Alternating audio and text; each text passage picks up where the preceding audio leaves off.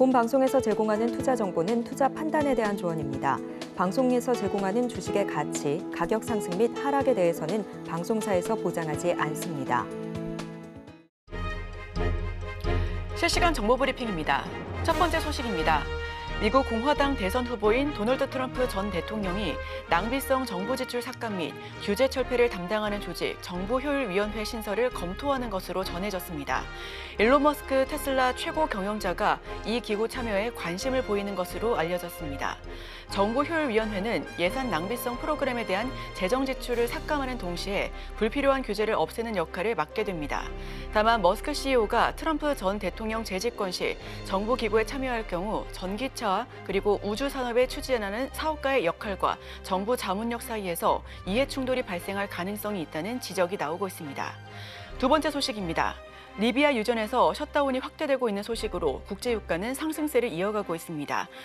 현지 시간 5일 현재 5시 기준 뉴욕 상품거래소에서 WTI 선물은 전 거래일보다 0.67% 상승한 배럴당 74.07달러에 거래되고 있습니다. 이날 미국 증시는 노동절로 휴장했으나 원유 시장은 열렸습니다. 그러나 거래는 한산한데요.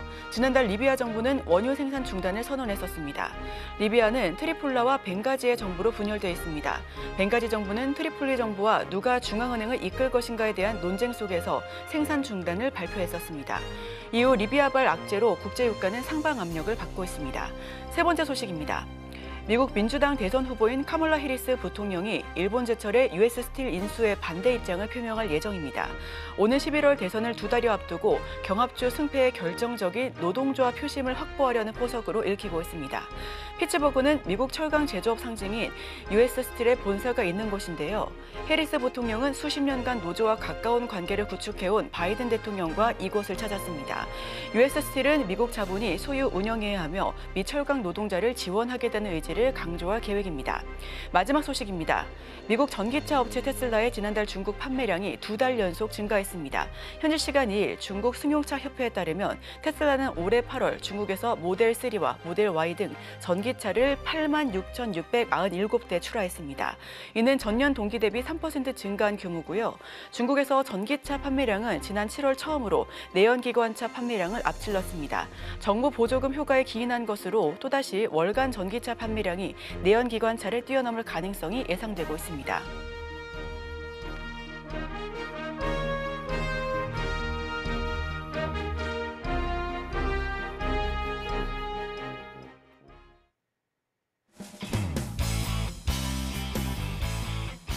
여러분의 성공 투자를 응원합니다. 안녕하세요. 증시7 진행의 이소연입니다. 전날 미국 증시는 노동절로 휴장했습니다. 투자자들은 이번 주 줄줄이 나올 고용 보고서에 계속해서 집중할 예정인데요. 만약 이 부분이 부합할 경우 9월 B컷에 대한 가능성이 더 크게 열리게 됩니다. 더 자세한 소식은 이어지는 외신 브리핑 통해서 전달드리도록 하겠습니다. 화요일의 증시7 지금 바로 출발합니다.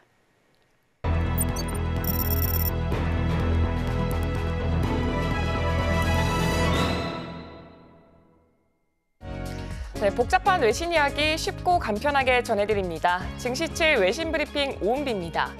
간밤 미국 증시는 노동절로 인해서 휴장을 했습니다. 이에 따라서 아시아 증시 살펴보자면 중국 증시는 하락 마감했습니다. 중국 증시에서 상하이 종합지수는 전 거래일보다 1.1% 하락하면서 장을 마감했고요.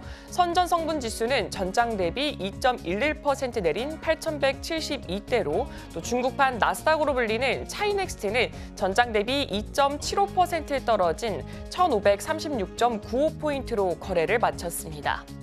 이런 하락세는 특별한 호재가 없는 상황에서 경기 부진 우려가 커진 데 따른 것으로 풀이되고 있습니다. 일본 증시도 살펴보자면 중국 증시와는 다른 흐름을 보였습니다. 니케이 지수는 전 거래일 대비 0.14% 상승한 38,700선에서 거래를 마쳤는데요.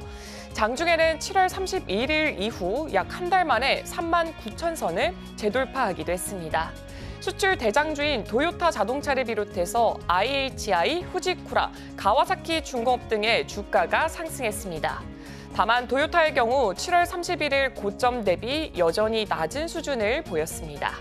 그럼 이어서 지난 밤 동안 있었던 소식들 전해드리도록 하겠습니다. 네, 미국 민주당 대통령 후보 카멀라 해리스 부통령이 공화당 후보 도널드 트럼프 전 대통령에 대해서 근소한 우위를 유지하고 있지만 전당대회 효과는 나타나지 않았다라는 여론조사 결과가 나왔습니다. ABC 뉴스와 입소스에 자료에 따르면 해리스의 지지율은 50%로 트럼프보다 4%포인트 높았고요. 이는 전당대회 전과 큰 차이가 없었습니다. 특히 여성 유권자 사이에서 해리스의 지지율이 더 높아졌으나 남성 유권자 사이에서는 트럼프가 약간 앞섰습니다. 유권자들은 해리스가 선거운동을 더 잘하고 있다라고 평가를 했지만 경제와 국경 문제 등에서는 트럼프가 더 나을 것으로 기대를 했습니다. 인텔이 독일 공장 건설 계획을 백지화하고 일부 사업을 매각할 예정입니다. 이는 파운드리 부문의 부진으로 인한 적자 확대에 따른 구조조정의 일환입니다. 인텔은 2015년 167억 달러에 인수한 알테라 사업부를 매각 대상으로 검토하고 있습니다. 알테라는 인공지능 분야에서 활용될 수 있는 FPGA 칩을 생산하지만 올해 상반기 매출이 급감하면서 적자로 전환됐습니다.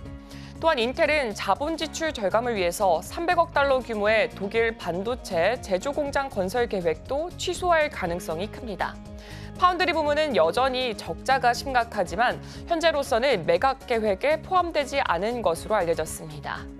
올해 상반기 파운드리 부문에서만 53억 달러의 영업 손실이 발생을 했고요.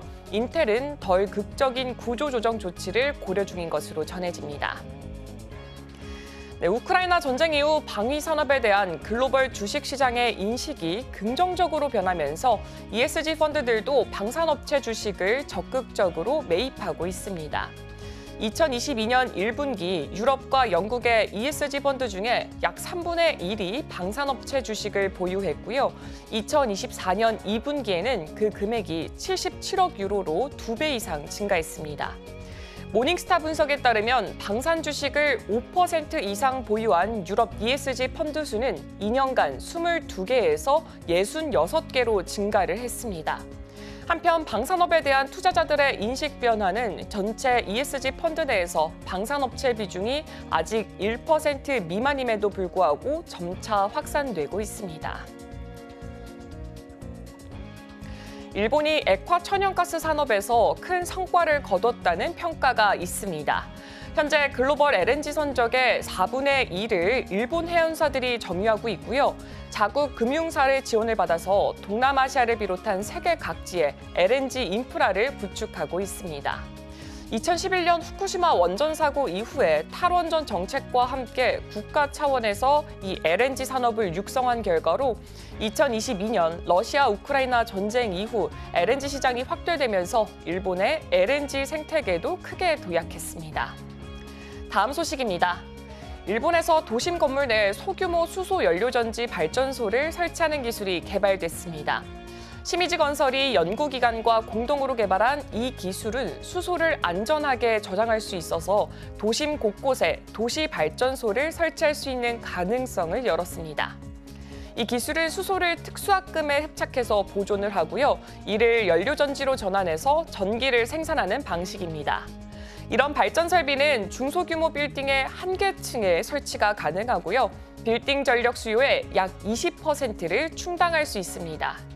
수소의 발화 위험이 없도록 개발된 이 기술은 일본 내 수소 규제를 충족하면서도 이 도심 내 친환경 에너지 생산을 확대할 수 있을 것으로 기대가 모아지고 있습니다.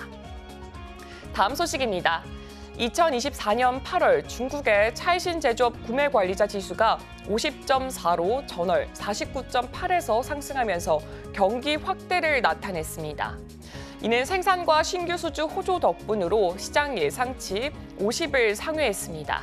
신규 수주 지수는 경기 축소에서 확대로 전환이 됐고요. 생산 지수는 8개월 연속 확장세를 유지를 했습니다.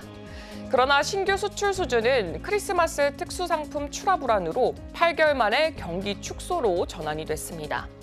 한편 고용지수는 11개월간의 하락세를 멈추고 안정세를 보였고요. 완제품 재고지수는 이상기후로 인한 물류 혼란으로 증가했습니다. 차이신 PMI는 국가통계국의 8월 제조업 PMI 49.1과 상반된 결과를 보였고요.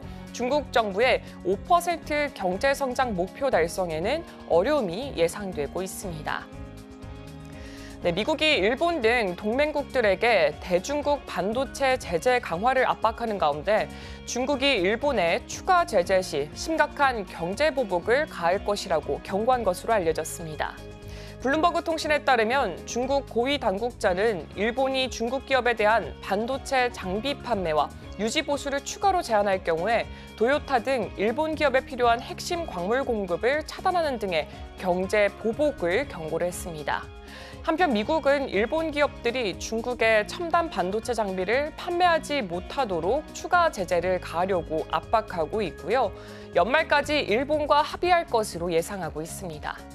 이에 대해서 중국 정부는 경제 보복에 관한 보도에 대해서도 금시초문이라면서도 일본이 미국의 강압을 저지해야 한다라고 요구를 했습니다. 중국 외교부 대변인은 글로벌 산업과 공급망의 안정성을 수호하겠다라는 입장을 밝혔고요. 미국이 경제적 강압을 통해서 중국 봉쇄를 압박하는 것에 반대한다라고 강조했습니다. 네, 중국 전기차 기업 비아디가 지난 8월 역대 최다 판매량을 기록하면서 전년 대비 30% 증가한 약 37만 800대를 판매했습니다. 순수 전기차 판매는 12%, 하이브리드 차량 판매는 48% 급증하면서 전체 판매량을 이끌었습니다. 반면에 일부 중국 전기차 스타트업들은 부진한 성과를 보였습니다. 리오토는 8월에 약 4만 8,100대를 인도해서 전월보다 감소를 했고요. 아이토는 약 3만 1,000대를 인도해 전달 대비 10,000대 이상 줄었습니다. 그러나 샤오팽은 약 14,000대를 인도하면서 올해 최고 판매량을 기록했습니다. 비아디는 8월 해외에서 31,400대를 판매하면서 연간 누적 해외 판매량이 26만 4,800대로 지난해 전체 해외 판매량을 이미 초과했습니다. 중국 4위 부동산 개발사 완커 기업이 2024년 상반기 98억 5천만 위안의 순손실을 기록을 했습니다. 이는 상장 이래 첫 상반기 적자로 핵심 손실은 76억 위안에 달했습니다. 매출은 전년 대비 28.9% 감소한 1,427억 8천만 위안에 그쳤고요. 이익률 저하와 충당금 설정, 금융투자 손실 등이 적자의 원인으로 지목이 됐습니다. 이로 인해서 무디스는 완커 기업의 신용 등급을 B1으로 하향 조정했고요. 전망도 부정적으로 유지를 했습니다. 완커 기업은 2분기 현금 흐름이 흑자로 전환이 됐으나 월요일 주가는 홍콩과 중국 증시에서 5% 이상 급락했습니다. 네, 오늘 제가 준비한 소식은 여기까지입니다. 이어서 국내 소식과 더불어서 오늘의 일면에서 전문가들의 수혜주까지 만나보시길 바랍니다.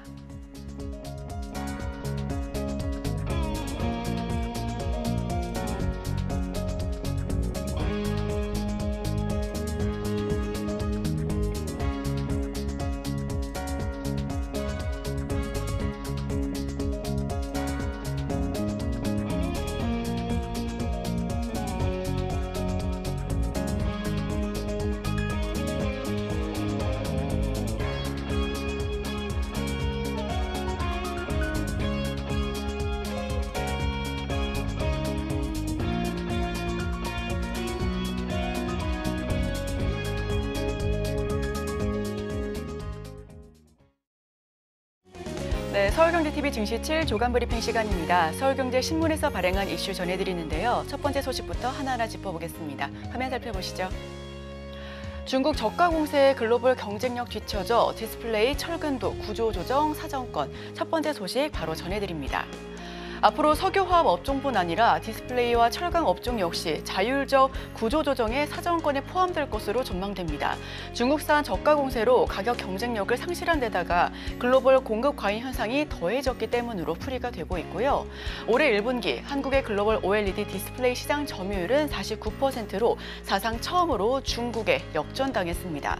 한국이 OLED 같은 고부가가치 디스플레이에서 유지하던 경쟁 우위까지 중국에 빼앗겼습니다. 한국은 2020년 글로벌 전체 디스플레이 시장 점유율이 36.8%로 중국에 앞선 것을 끝으로 세계 1위 자리에서 내려온 바 있는데요. 이후 한중 간 격차는 더 벌어지고 있습니다. 지난해는 중국이 47.9%를 기록하면서 한국을 크게 따돌렸습니다. 특히 액정 표시장치, LCD 디스플레이는 사실상 중국 업체가 시장을 독식하게 됐고요. 중국산 저가 공세에 밀려 일본 샤프사 역시 최근 TV용 LCD 생산을 종료한다고 발표했습니다. 삼성 디스플레이 또한 2022년 LCD 분야에서 철수한 바 있고요. LG 디스플레이도 2022년 국내에서 TV용 LCD 패널 생산을 중단한 데 이어 유일하게 남아있던 중국 광저우 공장까지 매각 수순을 밟고 있습니다. 중국이 LCD 시장 경쟁력을 바탕으로 OLED 기술까지 추격해 한국을 위협하고 있습니다. 이에 정부가 디스플레이 업종에 대한 구조 개편 지원에 나설 필요성이 커져가고 있는 부분입니다. 철강 업종 역시 철근제 중심으로 자율적 구조 조정의 대상이 될 수 있습니다. 중국 업체가 가격 경쟁력을 앞세워 한국 시장마저 잠식하고 있는 상황이고요. 특히 건설 현장에 주로 쓰이는 철근의 재고량이 급격하게 늘고 있어 생산량 조절이 필요한 상황입니다. 산업통상자원부에 따르면 글로벌 철강 공급 과잉 및 수요 부진 그리고 탄소 중립, 각종 무역 장벽으로 국내의 여건이 녹록지 않은데요. 철강을 대상으로 한 주요국의 보호 무역주의 조치가 지속적으로 심화해 국내 철강업도 심각한 타격을 받고 있다라고 설명하고 있습니다. OLED마저 점유율 역전당했는데요. 중국 철강, 한국 수출액 32% 증가했고요. 가격 경쟁력을 앞세워 국내를 잠식하고 있다는 소식, 첫 번째 소식으로 전해드립니다. 두 번째 소식입니다. 식당 예약, 에어컨 세기 조절, 자동차에 스며든 생성형 AI 두 번째 소식입니다. 최근 자동차 산업에서 주목받는 인공지능 기술은 바로 생성형 AI입니다. 생성형 AI는 주행 과정에서부터 인포테인먼트 사용, 진단 장치까지 차량과 관련해 만들어지는 대규모 데이터를 빠른 속도로 처리해 고객에게 원하는 답을 찾아주고 있는데요. 완성차 업체들은 생성형 AI에 기반한 서비스를 줄지어 내놓고 있습니다. 기아 같은 경우에는 최근 출시한 전기 SUV인 EV3에 최초로 생성형 AI 기술을 접목한 기아 AI 어시스턴트를 탑재했습니다. 운전 중에 화면을 터치하거나 버튼을 누르지 않아도 맛집 소개부터 에어컨의 세기 조절까지 음성만으로도 차량을 제어할 수가 있는 부분인데요. BMW는 올해 초 미국 라스베거스에서 열린 CS2024에서 아마존 알렉사와 연동한 새로운 음성 비서 서비스를 선보이기도 했습니다. 메르세데스 벤츠도 생성형 AI가 접목된 가상 어시스턴트를 내년 출시될 M&A 플랫폼 기반 신차에 적용할 예정입니다. 이를 위해 마이크로소프트의 클라우드 서비스 업체인 아주르와 생성형 AI 개발 계약을 마친 바 있고요. 폭스바겐의 경우 AI 기반 챗봇인 챗GPT를 자사의 음성 비서 서비스에 통합한 기술을 내놓아 챗GPT를 차량에 직접 적용한 폭스바겐이 세계 최초다라는 부분을 다시 한번 어필했습니다. 업계에선 생성형 AI를 활용하면 운전자의 취향이나 주행 환경에서 나오는 데이터를 학습해 자동차 공간도 새롭게 바뀔 것이다라고 전하고 있습니다. 대규모 데이터 빠른 속도로 처리할 수가 있고요. 버튼 조작 없이 음성으로 제어가 가능한 부분입니다. 세 번째 소식입니다. 카드사 부실 채권 1.6조 매각, 연체율 잡기 위해 안간힘. 8개 카드사가 올해 상반기 매각한 부실 채권의 규모가 총 1조 6천억 원에 달하는 것으로 집계되고 있습니다. 회수가 어려운 부실 채권을 정리하면서 연체율을 낮추는 등 자산 건전성을 관리하겠다라는 의도로 풀이가 되고 있는데요. 올해 상반기 신한과 삼성, 현대, KB국민, 롯데하나, 우리 BC카드는 총 1조 6,452억 원의 부실 채권을 매각한 것으로 집계되고 있습니다. 현재 증가 속도가 유지된다면 올해 부실 채권 매각 규모가 지난해 수준을 넘어설 수 있을 것으로 보여지고 있는데요. 실제로 지난해 연간 부실채권 매각 규모는 전년 대비 약 3.3배 증가했습니다. 카드사를 보면 롯데카드가 상반기에만 4,527억 원의 부실채권을 매각했는데 이는 지난해 전체 실적의 68%에 해당하는 수치입니다. 다음으로 많이 매각한 카드사는 우리카드로 나타났습니다. 이어 신한카드, 현대카드, 하나카드 순인데요. 이처럼 카드사가 적극적으로 부실채권을 처분하는 것, 연체율을 수출을 관리하기 위한 자구책으로 풀이되고 있습니다. 그러나 상반기에만 1조 6천억 원에 달하는 부실채권을 매각하면서도 같은 기간 카드업계 연체율은 악화된 것으로 나타나고 있습니다. 경기 부진이 장기화 영향으로 서민 대출 창구인 저축은행과 대부업이 대출 문턱을 높이면서 비교적 손쉽게 돈을 빌릴 수 있는 카드론으로 몰렸다라는 평가인데요. 카드론 등 저신용자 대출 집중에 자산 건전성 관리에 뼈를 깎은 자구책을 계속해서 보여주고 있습니다. 현대카드는 반년 만에 전년 규모를 넘겼다라는 소식입니다. 다음 소식입니다. 8월 수출 역대 최대 11개월 연속 플러스. 지난달 수출액이 반도체 수출 호조세에 힘입어 10% 넘게 증가하는 모습입니다. 11개월 연속 수출 플러스 흐름이 이어지고 있는 가운데 1월에서 8월 상반기 누적 무역 수지 흑자 규모 역시 2018년 이후 최대치를 기록했고요. 1일 산업통상자원부가 발표한 2024 8월 수출입 동향에 따르면 8월 수출액은 579억 달러로 전년 대비 11.4% 수준으로 늘어났습니다. 지난해 8월보다 조업일 수가 0.5일 정도 줄었음에도 불구하고 두 자릿수로 증가하면서 11개월 연속 수출 플러스 흐름을 유지하고 있는 부분입니다. 1월에서 7월 월별 수출 실적은 모두 역대 2위를 기록했지만 지난달에 8월 기준 역대 최대 실적을 달성하기도 했습니다. 수출 호조세가 이어진 건 최대 수출 품목인 반도체가 전년 같은 기간보다 38.8%나 증가한 119억 달러를 기록했기 때문이다라고 풀이가 되고 있고요. 인공지능 수요 급증과 신규 스마트폰 출시 등 정보기술 전방 산업 수요 확대 영향으로 반도체 수출은 최근 4개월 연속 110억 달러 이상 그리고 10개월 연속 플러스 흐름을 이어가고 있는 모습입니다. 무선통신기기, 컴퓨터, 석유제품, 석유화학, 선박, 바이오헬스 등 15대 주력 수출 품목 중 7개 품목 수출도 증가세를 기록하고 있습니다. 반면 수출 효자 품목인 자동차 수출은 지난해 8월보다 4.3% 감소한 51억 달러에 그친 모습이고요. 글로벌 전기차 캐즘 현상이 이어지면서 지난달 전기차 수출은 6억 1천만 달러로 전년 동월과 비교해 전반에 그쳤습니다. 지역별로는 중국이 2개월 연속 한국의 최대 수출국 지위를 유지한 것으로 나타난 부분이고요. 전년비 11% 늘어서 579억 불 달성했습니다. 반도체는 38.8% 급증의 수출을 견인했는데요. 다만 전기차 캐즘 현상의 자동차는 4.3% 하락한 모습을 보여주고 있습니다. 마지막 소식입니다. 삼성 스마트 가전 대 LG 홈허브 자존심을 건 AI 혁신 대결 마지막 소식으로 전해드립니다. 삼성전자와 LG전자가 독일 베를린에서 열리는 유럽 최대 가전 전시회 IFA 2024에서 자존심을 건 맞승부를 펼치게 됩니다. 특히 이번 전시회에서는 인공지능 솔루션을 본격적으로 접목한 다양한 제품들이 쏟아져 나와 고객들의 눈길을 사로잡을 것으로 전망되고 있는데요. 올해 IFA의 핵심 키워드는 지난해에 이어 올해 역시 AI 그 자체가 될 것으로 보여집니다. 지난해에는 챗GPT 쇼크 발생 1년이 채 되지 않은 시점에서 열려서 각사가 본격적인 제품보다는 비전 제시에 초점을 맞췄었는데 단 올해는 AI를 입은 구체적인 결과물들이 무대에 오를 것으로 보여집니다. 삼성전자는 올인원 세탁 건조기 비스포크 AI 콤보를 비롯해 프리미엄 냉장고 비스포크 AI 패밀리 허브 그리고 올인원 로봇 청소기 비스포크 AI 스팀 등 AI가 적용된 자사 대표 플래그십 가전들을 시연할 것으로 보여집니다. AI가 실제 가사 노동을 줄이고 기존 가전의 한계를 돌파하는 모습을 제시하겠다라는 방침이고요. 온 디바이스 AI와 스마트 허브 기술에도 공을 들인 것으로 보여지고 있습니다. 삼성전자는 프리미엄 TV 기능을 통해 자사 온 디바이스 AI 칩의 성능을 집중 홍보할 계획이고요. 반도체 설계와 생산 능력을 갖춘 삼성의 강점을 최대한 내세우는 전략을 보여줄 것으로 예상하고 있습니다. LG전자는 올해 전시의 주인공으로 AI 홈허브를 낙점했습니다. IFA 개막에 맞춰 자사 최초의 AI 홈허브 LG 신큐온을 공개해 기대감을 한껏 끌어올렸고요. 경쟁사 대비 출시가 늦은 편이지만 업계 최초로 생성형 AI를 탑재한 것이 특징적인 부분입니다. IFA 측은 올해 행사에서 피트니스 헬스케어를 새로운 전시 카테고리로 출시하고 있습니다. 디지털 헬스케어와 뷰티테크 분야에서 최초로 선보이게 되는 제품들이 소개될 것으로 보여지고요. 국내에서는 바리 브랜드 등이 참여할 예정이며 삼성전자는 직전 행사에서 첫 선을 선보인 삼성푸드의 차세대 비전을 소개할 것으로 예정되고 있습니다. 삼성 온 디바이스 AI 칩 성능을 자랑할 예정입니다. LG는 AI 홈 허브 신큐온을 첫 공개할 예정이고요. 피트니스, 헬스케어도 메인 테마로 급부상하고 있습니다. 중국 공세 속에서 국내 스타트업이 대거 출격할 예정이니까요. 이 부분까지도 함께 지켜보시면 좋겠습니다. 네, 제가 준비한 소식은 여기까지입니다. 계속해서 오늘의 일면을 통해 전문가와 수혜주까지 찾아보도록 하겠습니다. 저희와 끝까지 함께 하시죠.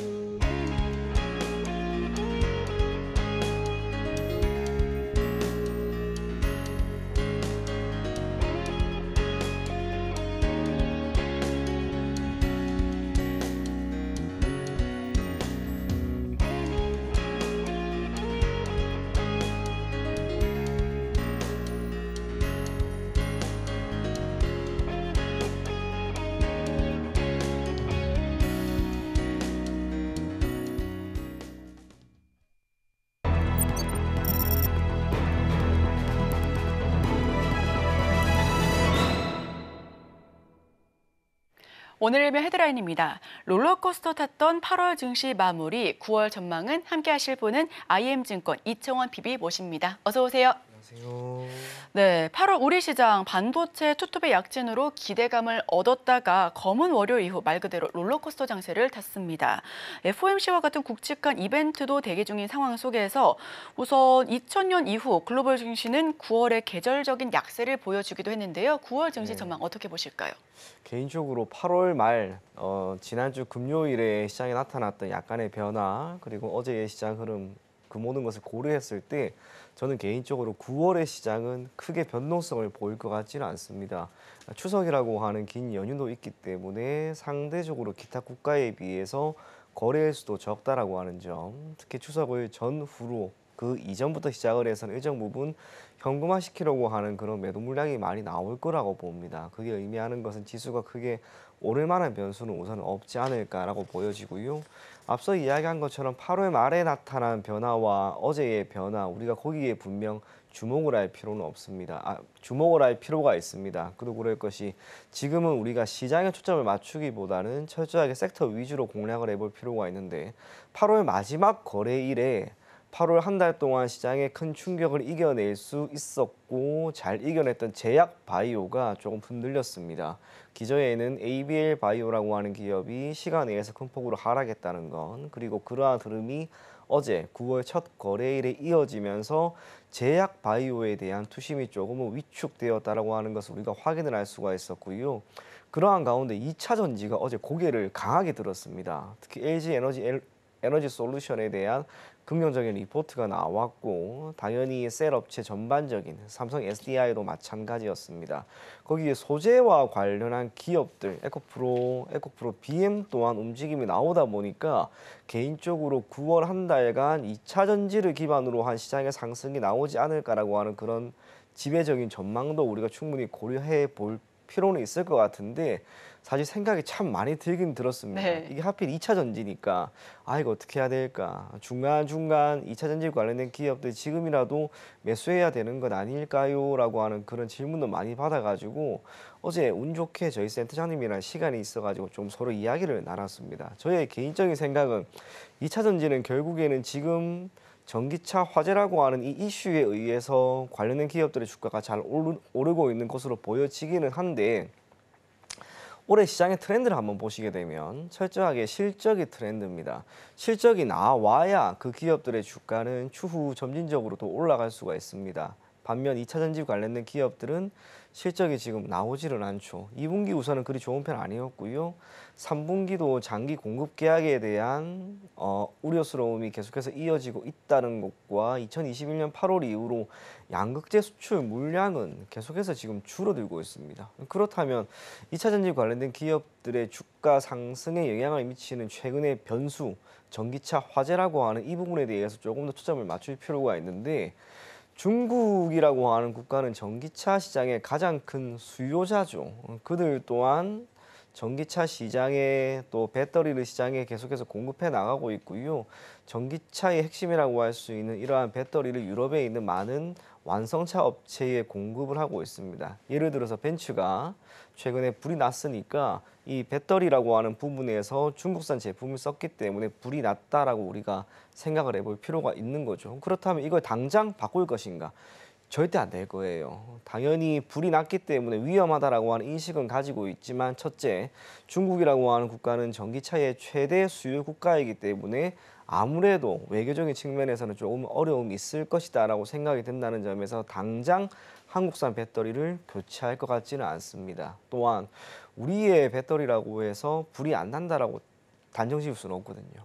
그렇다면 지금 시점에서 2차 전지 관련된 기업들의 주가가 오르는 것은 전기차 화재라고 하는 이 변수에 따른 수혜이기 때문에 테마성으로 우리가 볼 필요가 있지 않을까. 그렇다면 2차 전지 관련된 기업들은 결국 이러한 조정 뒤에 소폭 다시 주가가 밀리는 것도 우리가 배제할 수는 없을 것 같습니다. 그렇다면 2차 전지 관련된 기업들은 지금은 우리가 조금은 관망하는 게 맞다라고 보여지고요. 반도체는 전반적으로 조금은 흔들리고 있는 상황이기 때문에 역시나 안 좋습니다. 제약바이오도 흔들립니다. 그렇다면 우리가 9월의 시장을 현재 시점에서 지나치게 긍정적으로 보기에는 또 어렵다. 그렇게까지 이야기 전해드리도록 하겠습니다. 네, 추석도 있고 거래 일수도 적고 8월과는 큰 차이가 나타나지 않을 것이다라는 언급과 함께 철저히 섹터별로 공략해야 한다라는 힌트까지도 얻어봤습니다. 다만 섹터를 넘어서서 실적 그 자체를 봐야 한다라는 부분 역시도 빼놓지 않았는데요.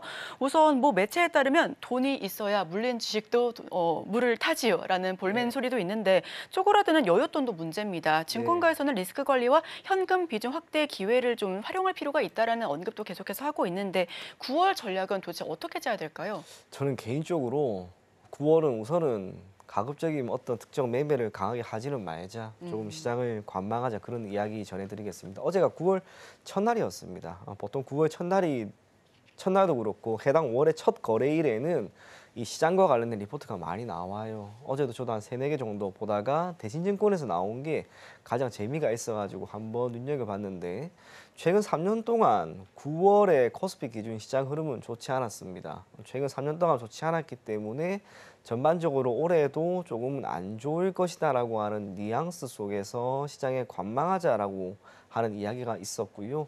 기타 NH투자증권에서도 마찬가지였습니다. 전반적으로 지금 증권가에서는 9월의 시장은 조금은 관망하자, 그리고 현금을 최대한 확보하자라고 하는 이야기가 나왔습니다. 그도 그럴 것이 9월에 최근 시장이 안 좋았기 때문에. 그런데 전통적으로 2000년대 이후로 9월의 시장이 안 좋았나라고 하는 것을 어제 좀 궁금해가지고 제가 데이터를 한번 쭉 모아봤어요. 화면 한번 볼까요? 네, 화면 살펴보겠습니다. 지금 참 보시게 되면은 여기에 최근에 2021년, 22년, 23년은 안 좋았어요. 그래서 2001년부터 시작을 해서 코스피든 코스닥이든 평균적인 수익률은 월별 9월은 마이너스 0.49%로 안 좋습니다. 그런데 제가 이걸 하나하나 쭉 들여다보면서 저기 빨간 박스 보일 거예요. 빨갛게.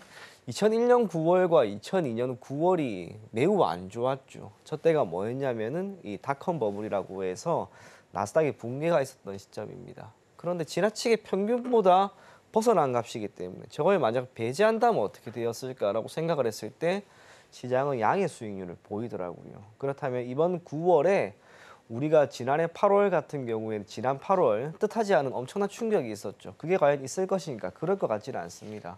금리 인하는 결국에는 시행이 될 것으로 보이고요. 통화정책의 변화라고 하는 것이 시장의 불확실성을 조금 키운다 할지라도 다행스럽게 시장에 부정적인 영향을 미칠 만한 변수는 아니다라고 하는 점에서 1차적으로 시장은 크게 밀리진 않을 것이고, 또 앞서 이야기한 것처럼 주도 섹터가 지금은 매우 부재한 상황이기 때문에 또 올라가기는 힘들 거고, 거래일 수도 지금 줄어들고 시장에 들어올 수 있을 만한 증시 여유 자금 또한 크지 않다라고 하는 것은 시장은 9월 개인적으로 정말 재미없지 않을까. 변동성이 급격하게 줄어들면서 코스피 기준으로는 2700포인트 내외에서 마무리되지 않을까 그리 보여지고요. 앞서 이야기한 것처럼 반도체, 제약바이오, 2차전지 여기도 모두 다 저는 크게 움직일 것 같지는 않습니다. 시장은 금리 인하라고 하는 것이 시행된 이후로 주도 섹터가 나올 겁니다. 그때까지는 최대한 현금을 조금 확보하고 우리가 리스크 관리를 하자. 그렇게 이야기를 전해드리도록 하겠습니다. 네, 8월 수출 데이터도 확인해 보겠습니다. 앞서서 조간 브리핑에서도 언급을 해드렸는데요. 8월 수출 역대 최대 11개월 연속 플러스권에서 보여지고 있습니다. 특히나 반도체와 IT 부문의 수출 데이터가 좋은 상황임에도 불구하고 업종 자체의 주가가 지지부진합니다. 이 부분과 관련해서 엔비디아 탓만하기에도 좀 그렇잖아요. 네. 어떻게 보여질까요? 크게 두 가지라고 보여지는데요. 우선은 수출 데이터 자체는 잘 나왔습니다. 이게 연초부터 시작을 해서 반도체, IT, 가전 이쪽은 전반적으로 다 괜찮았어요. 그러한 상황에서 최근에 11개월 연속 무역 수지는 흑자를 보였고 그 기저에 있는 건 원달러 환율이 1,400원 수준까지 올라가는 모습이 나왔기 때문에 수출 데이터가 이렇게 좋게 나오지 않았나 그리 보여집니다. 그런데 최근에 1개월 정도 원달러 환율이 지금 급락했죠. 그렇다면 다음 달에 수출 데이터는 이번 달만큼 좋지는 우선은 않을 것이다 라고 생각을 합니다. 그 가운데 반도체 같은 경우는 여전히 흐름이 그래도 괜찮다라고 하는 점에서 실질적인 실적이라고 하는 부분은 괜찮을 것으로 보여지나 주가 흐름이 안 좋은 거는 결국엔 두 가지인 것 같습니다. 하나는 HBM의 영향이 큽니다. HBM 시장이 계속해서 커지고 그러한 가운데 관련된 기업들의 모멘텀을 보유하고 또 했어야 되는데 엔비디아의 주가가 한번 꺾이다 보니까 이 HBM 시장에 대한 우려스러움이 계속해서 나타나는 거죠. 그렇다면 당연히 메모리 쪽에서 D램과 낸드에 대한 수요가 계속해서 늘어나는 모습도 나와야 되고 여기에 대한 기대감도 적지 않았는데 이게 1차적으로 꺾이니까 삼성전자나 SK하이닉스의 주가도 소폭 밀리고 있는 게 아닌가 그리 보여집니다. 두 번째로는 전통적인 레거시라고 하죠. SK하이닉스와 삼성전자의 주가가 기본적으로 괜찮아야 하는데 우선은 안 좋기 때문에 밸류체인을 형성하고 있는 많은 기업들의 주가도 지금 이렇게 밀리고 있는 것이다 라고 보여집니다. 결국에는 반도체 같은 경우에는 올해 9월 기준으로 이번 달 기준으로 이제 어느 정도 턴이 될 것인지가 중요합니다.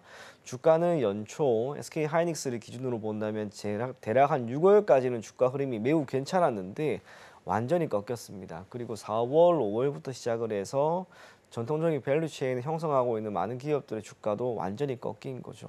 어느 시점에 턴을 할지는 아무도 모릅니다만 적어도 9월 기준 시장이 크게 움직이지 않는다라고 가정한다면 아마 9월도 조금 힘들 수 있다는 것. 하지만 10월에는 또 이야기가 달라지지 않을까 그리 보여집니다. 주가가 많이 빠졌다라고 하는 것만큼 오를 수 있을 만한 그런 모멘텀도 없다라는 거예요. 그래서 우리가 9월은 시장이 조금 횡보하는 가운데 반도체 업종이 조금 타격을 받고 주가가 밀린다 하더라도 이후로는 한번 접근해 보자. 그렇게까지 이야기 전해드리도록 하겠습니다.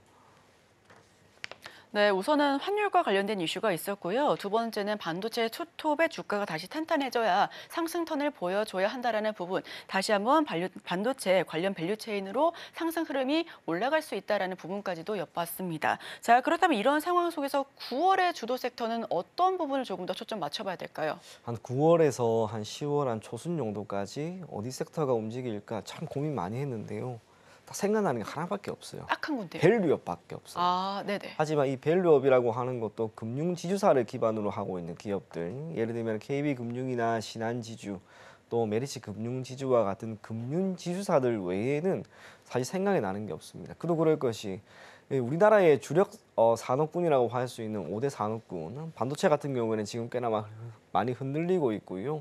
철강은 여전히 안 좋죠. 자동차도 올해 4분기 현대차 인도법인의 IPO가 있다 할지라도 전기차 판매가 조금 줄어들다 보니까 안 좋고요. 제약바이오는 지금 한 단계 꺾인 듯한 그런 느낌입니다. 조선, 방산도 지금 흔들리고 화장품이 어제 조금 올라왔지만 화장품은 시장에서 차지하는 비중이 크지 않아요. 유일하게 밸류업 관련해서 이번 달 기준으로 우선은 밸류업 지수가 나오고 다음 달 혹은 다다음 달쯤에 ETF까지 나온다면 여기에 자금이 조금은 몰릴 수도 있지 않을까 그리 보여집니다. 거기에 연말로 다가가면 갈수록 우리가 배당 관련된 기업들을 찾게 되죠.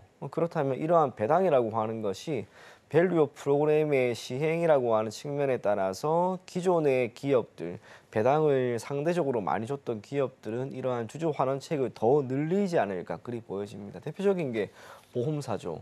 지지난주에 보험사 관련된 리포트가 나왔는데 DB손보 같은 경우에는 지금 배당 수익률을 8%까지 제시를 했습니다. 단순하게 실손보험사가 저 정도까지 나온다면 이 금융지주사도 전통적으로 4에서 5% 그거를 저는 넘어설 수도 있을 것이다라고 보여집니다. 거기에 지난 7월까지 기업 공시에 참여한 기업의 수 대략 16개 정도였는데 그게 최근에 2달 동안은 더욱 가파르게 지금 나옵니다. 거기에 반도체 혹은 제조업 관련된 기업들 또한 지금 참여를 하고 있는 상황입니다. 아마도 밸류업 프로그램에 기업 공시를 하는 기업들은 앞으로 더욱 늘어날 것이다라고 생각이 된다는 점에서 저는 밸류업 프로그램 관련된 기업들의 주가를 우리가 조금 더 눈여겨볼 필요가 있지 않을까 그리 보여지고요.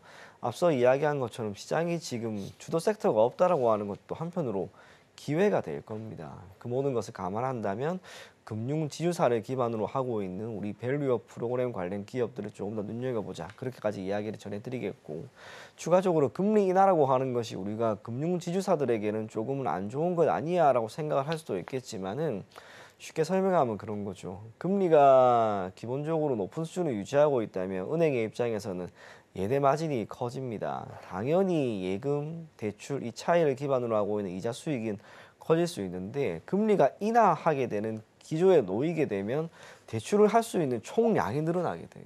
거기에 지금 우리나라 같은 경우에는 부동산 경기가 회복이 되죠.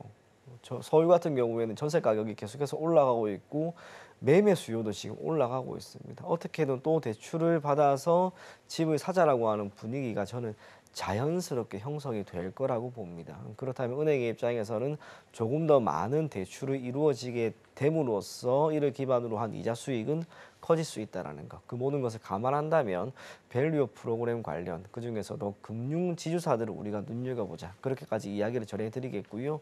주가 흐름도 한번 보시게 되면 KB금융, 신한지주, 또 뭐 우리금융기업은행 거기에 지방은행이라고 할 수 있는 BNK 금융지주까지 주가가 한번 최근에 조정을 나왔는데 어제 9월 첫날이었거든요. 어제 고개를 다시 한번 쭉 듭니다. KB금융은 어제 기준으로 2% 이상 올라갔다라는 거.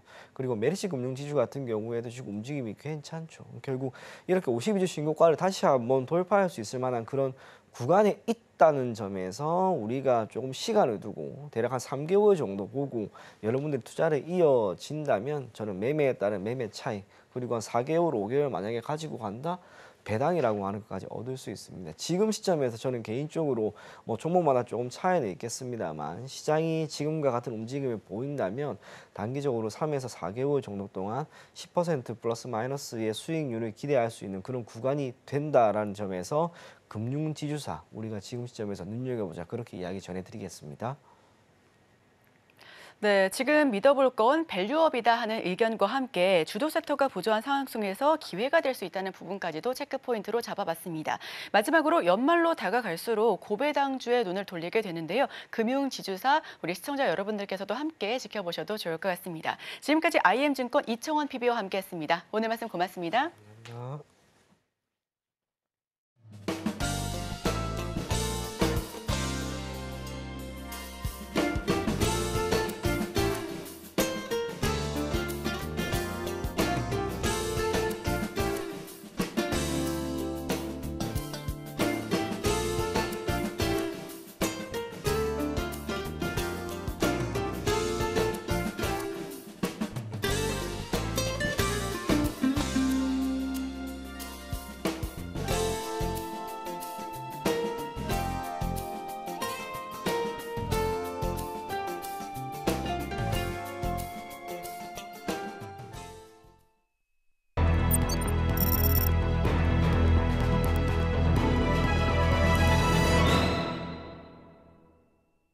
네, 투자하실 때 참고하실 만한 좋은 리포트 소개해드리도록 하겠습니다. 화면을 통해서 하나하나 만나보시죠.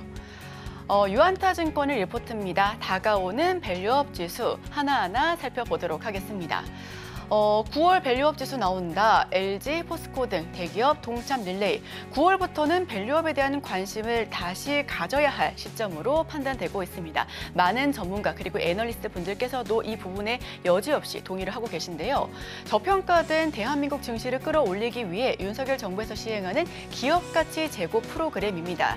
일본 아베 내각부터 기시다 내각의 기업가치 제고 정책을 참고했고요. 이에 코스피에 상장된 보험과 증권, 은행 등을 포함한 금융, 유틸리티, 유통 섹터 등의 대기업들이 주가가 급등하는 모습까지도 상반기 내내 지켜보실 수가 있었습니다. 최근 8월 한 달간 16개 기업이 기업가치 제고 계획 혹은 예고를 공시했었습니다. 7월까지 2달간 11개 기업이 공시한 것과 비교하면 비교적 빠르게 증가하고 있는 추세인데요. 계속해서 코스피, 코스닥 늘어가고 있는 모습 화면을 통해서 볼 수가 있고요. 특히 현대차와 포스코, LG 등 대기업 계열사의 예고 공시가 증가해 대부분은 2024년 4분기 이내에 기업가치 제고 방안을 발표할 것으로 보여집니다.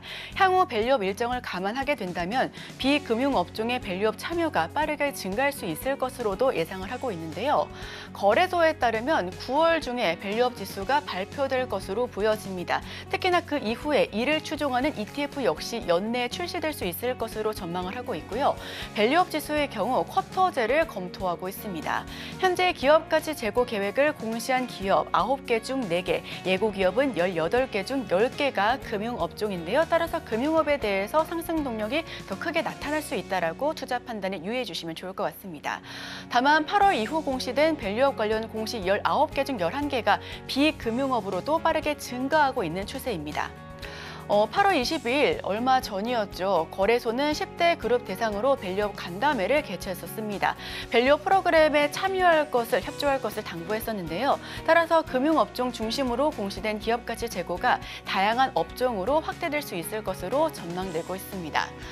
밸류업 지수 편입 가능성이 높은 종목에 관심을 둬야 한다라고 이야기를 하고 있는데요. 재무적인 성과 그리고 시장의 평가, 주주 환원이 핵심 포인트가 될 수 있을 것으로 보여집니다. 밸류업 지수 종목 선정에 고려될 것으로 예상되는 지표는 ROE와 PBR 그리고 현금 배당 및 자사주로 꼽히는 주주 환원책이 될 수 있을 것으로 보여지는데요. 현재 거래소는 2개의 밸류업 지수를 준비 중인 것으로 파악되고 있습니다. 코스피와 코스닥이 아닌 우수 기업과 융한 기업으로 이렇게 나눠질 것으로 보여지는데 구성 종목은 수익성과 자본 효율성, 주주 환원 등을 평가 기준으로 편입 유무를 결정할 수 있을 것으로 전망됩니다. 밸류업 프로그램과 관련돼서는 1월 초부터 계속해서 이야기가 나왔습니다. 김주현 위원장이 민생 토론회에서 PBR 제고 관련된 제고 운용을 고려할 것이다라고 언급하면서 계속해서 밸류업에 대한 이야기가 언급이 됐었고요. 힘이 빠지기는 했었습니다만 올 초부터 계속해서 금융업종을 중심으로 상승 탄력이 나타나기도 했습니다. 지주사 홀딩스 역시도 상승 흐름을 나타내기도 했었는데요. 5월부터 본격적으로 기업 밸류업 지원 방안 2차 세미나를 개최한 이후로 이 부분이 탄력적으로 운영이 됐었고요. 9월 중에 코리아 밸류업 지수가 출시될 수 있을 것으로 파악이 되고 있습니다. 이 해당 지수에 편입될 수 있는 종목들에 대한 관심 역시 높아지고 있는 상황입니다. 밸류업 프로그램 같은 경우에는 일본을 벤치마크하고 있다는 점에서 JPX 프라임 150 지수를 참고할 확률이 굉장히 높습니다. 해당 지수는 시가총액 상위 500개 기업 가운데 첫 번째는 재무적인 성과, 두 번째는 시장의 평가, 즉 PBR을 바탕으로 편입 종목을 선정하고 있는데요. 만약 밸류업 지수가 2개로 나뉘어서 역시나 출시가 된다면 모든 조건을 만족하는 우수 기업과 조건 중에 일부를 만족하는 유망 기업으로 구성될 예정입니다. 우선 거래소와 같은 경우에는 밸류업 자문단 회의를 열어서 이달에 코리아 밸류업 지수를 확실하게 발표하겠다라고 공언한 바 있는데요. 수익 방어 그리고 밸류업 호재에 배당주를 담는 기관과 외인 투자자가 늘어나고 있는 부분입니다. 앞서서 우리 이청원 PB 역시도 금융주의 눈길을 돌릴 필요가 있다라는 언급까지도 담아봤었죠. 밸류업 지수 발표를 앞두고 31개 기업의 밸류업 시행 여부와 주주 환원 정책을 포함한 밸류업 정책, ROE 그리고 PBR, PER 등을 고려해서 31개 기업 중에 밸류업 관련 공시 기업은 현대차와 포스코 홀딩스, LG 등 3개 기업에 불과하지만 대부분의 기업이 밸류업 프로그램에 대해 적극적인 것으로 검토가 되고 있습니다. 연내 공시를 목표로 준비 중인 기업 역시 다수인 것으로 파악이 되고 있는 부분인데요. 대부분의 기업 기업이 중장기 주주 환원 정책을 보유하고 있고 현금 배당 이외 자사주 매입 그리고 소각에도 적극적인 것으로 파악이 되고 있습니다. 추가적으로 밸류업 지수 편입 가능성이 높은 곳에 관심을 더욱더 가질 필요가 있다라는 부분 계속해서 언급을 드리고 싶습니다. 자, 섹터별로 밸류업 계획을 살펴보시면요. 우선은 자동차 쪽에서는 현대차와 기아가 계속해서 이름을 올리고 있습니다. 밸류업 관련 계획 혹은 시행 중인 내용 살펴보시면 2024년 연간 가이던스로 연간 연결 지배주주 순이익 기준 배당 성향 25% 이상을 보여질 것으로 보여지는데요. 밸류업 시행 여부 이미 시행하고 있고요. PBR과 PER 그리고 ROE 역시 계속해서 좋은 흐름을 보여주고 있습니다. 기아 역시도 함께 지켜보실 만한 좋은 종목이죠. 반도체 단에서는 반도체 투톱 삼성전자와 SK하이닉스가 계속해서 이름을 올리고 있습니다. 다만 밸류업 시행 여부는 아직까지 검토 중인 것으로 파악이 되고 있는데요. 추가적인 종목으로는 TCK를 찾아보셔도 좋을 것 같습니다. 자, 정유 쪽에서는 SK이노베이션, 화학은 LG화학과 롯데케미칼을 조금 더 중점적으로 살펴보셔도 좋을 것 같습니다. 역시나 밸류업 시행 여부를 살펴보시면 검토 중인 것으로 파악이 되고 있는데요. 마지막으로 지주회사는 SK와 LG, CJ 쪽으로 살펴보시면 좋겠다라는 의견과 함께 오늘 준비한 리포트 여기까지 마치도록 하겠습니다. 오늘의 핵심 요약입니다. 오늘 미국의 8월 S&P 글로벌 제조업 PMI가 발표가 될 예정입니다. 오늘의 일면에서는 9월 전망에 대해서 살펴봤고요. 금융지주사의 지속적인 관심이 유효하다라는 의견 제시했습니다. 투자하실 때 참고해 보시길 바랍니다.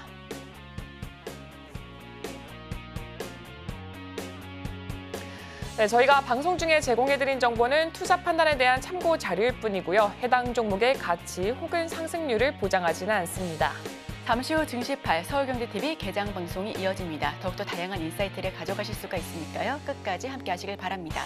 오늘 저희가 준비한 소식은 여기까지입니다. 저희는 내일 이 시간에 또 찾아뵙도록 하겠습니다. 함께해 주신 여러분 오늘도 고맙습니다.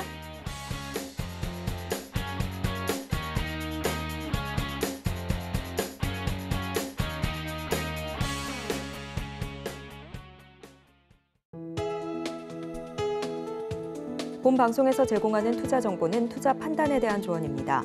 방송에서 제공하는 주식의 가치, 가격 상승 및 하락에 대해서는 방송사에서 보장하지 않습니다.